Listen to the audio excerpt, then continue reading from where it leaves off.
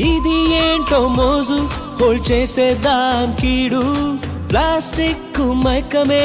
చంపేను భూలోకమే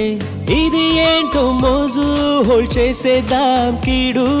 plastic మైకమే చంపేను భూలోకమే ఓహో ఇలాంటి ఒక తప్పే మనం చెయ్యవచ్చా మనం బ్రతికే భూమి మీద చెత్తే పోయవచ్చా